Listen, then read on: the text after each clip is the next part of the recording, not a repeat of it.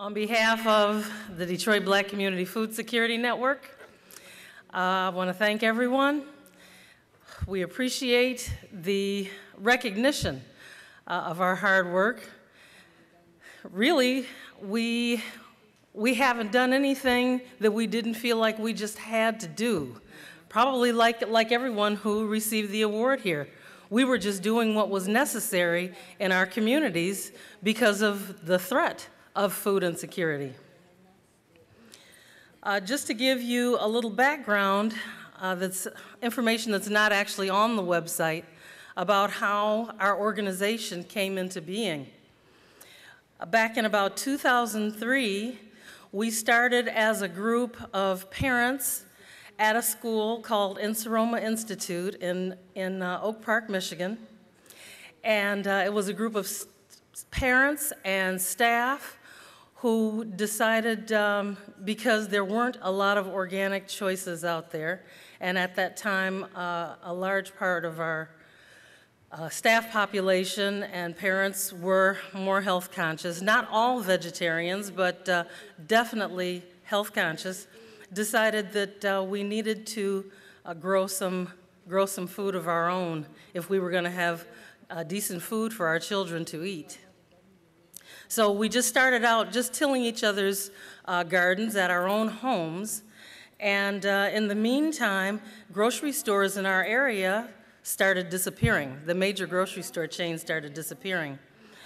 We knew we had to respond in a larger way to our community who was facing this threat of, even semi-nutritious food from the major grocers. So in February of 2006, Malik Yakini put a call to action to local activists in our community to come together. And in February of 2006, DBCFSN was formed.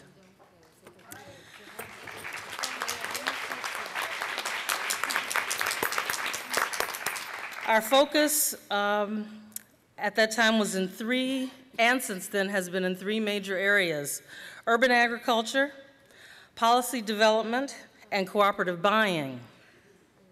Our urban agriculture project is called D-Town Farms, and it's on a 2-acre tract of land that was really prime land. It was very clean because it's in a public park. Rouge Park in Michigan, so we knew we weren't going to have all of the issues with soil contamination, that kind of thing.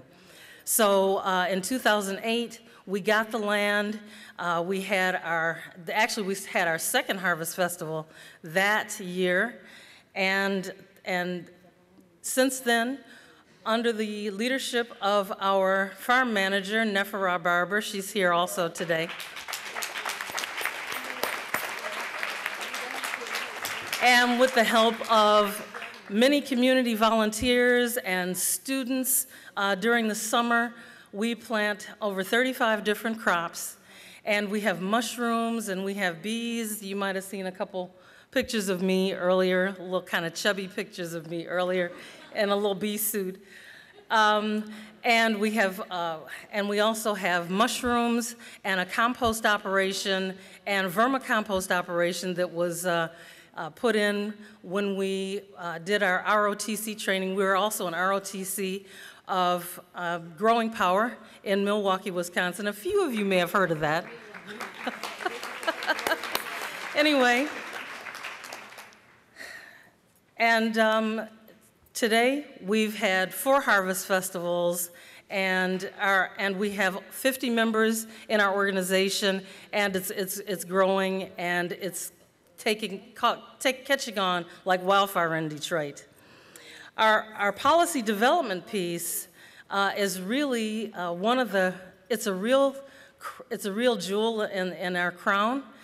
In 2008, we decided we needed to, with the help actually of a group in Toronto called the African Food Basket, a non-lowly, with their inspiration and assistance and advice, we crafted a food policy for Detroit.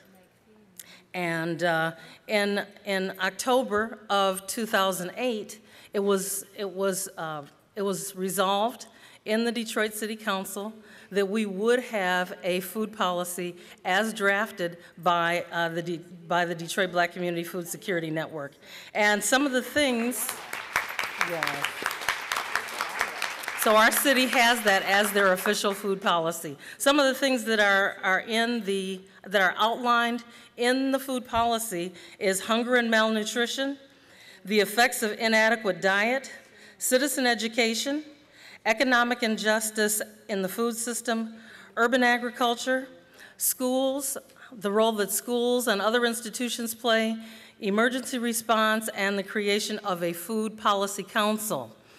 So now we actually have in place a food policy council that is made up of activists, gardeners, farmers in the Detroit community, and we're very, very proud of the work that they're doing.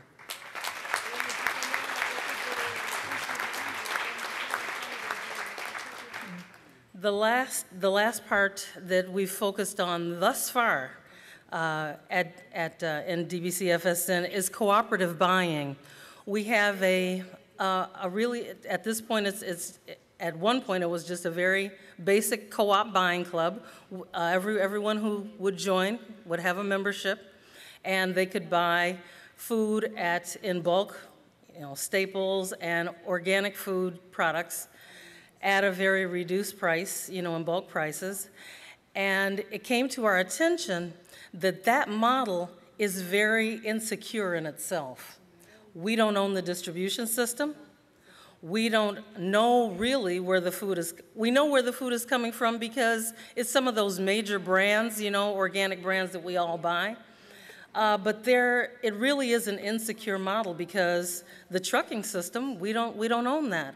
So we began a partnership, actually working in cooperation with a group in just outside of Chicago, Illinois, called the Black Oak Center for Sustainable Living. And we're partnering with them to put together a regional food system. The food system will, we have a link to them in Chicago, in the rural Chicago, an informal link in Milwaukee that we still need to formalize. Also, we're looking to a group in Toledo, and we have, as a member of DBCFSN, a very recent member, links to the trucking industry. So there'll be more to come from that. So again, on behalf of DBCFSN, thank you.